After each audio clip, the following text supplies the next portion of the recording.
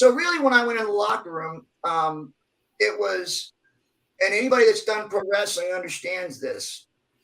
They don't trust you. You come from this sport, man. They're looking at you going, I don't want to wrestle this guy. Not because they're afraid of you, but because it's going to be a horrible match. Like this guy's going to be stiff as a board, and the match is going to suck. And I remember having Vader my first match, and it was the best match that they could have given me because Vader was a tough guy. And he basically told me, he said, listen, the worst thing happen here is if you throw a kick or a punch and it doesn't land. He says, make sure everything you do is snug and it lands because people are watching you. You are the world's most dangerous man. And if it doesn't look good or it doesn't look real, they're going to boo. Yeah. So I laid him in.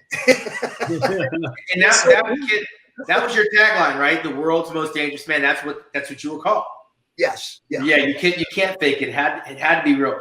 In those matches, when you had the match with Vader, is it a one-off? Like you have one match, that's it. You don't fight him again for the rest of the year or the rest of your career, or do you guys take that on the road and continue that?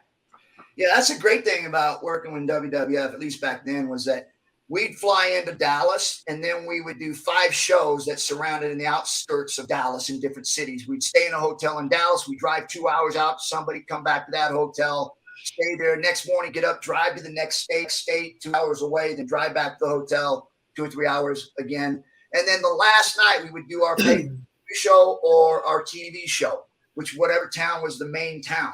So all those matches that we did around the area, 4 or 5 of those matches around the area, we were working with the same guy that we were going to do the program with on TV or pay-per-view. Yeah, nice. That's good practice. I didn't know that. I just assumed you had to have more than just one match. It can't just be one thing.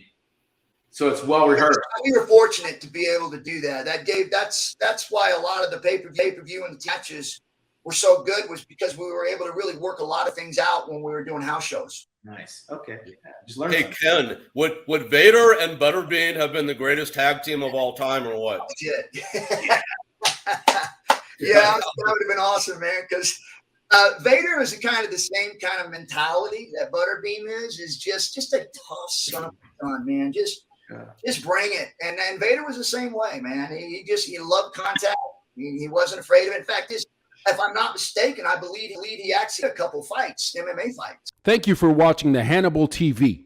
Please like this video if you enjoyed it and click the subscribe button to not miss any of our latest shoot interviews, match videos, or news updates.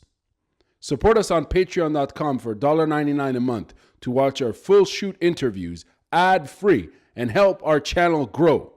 Follow us on Twitter at the Hannibal TV for instant updates.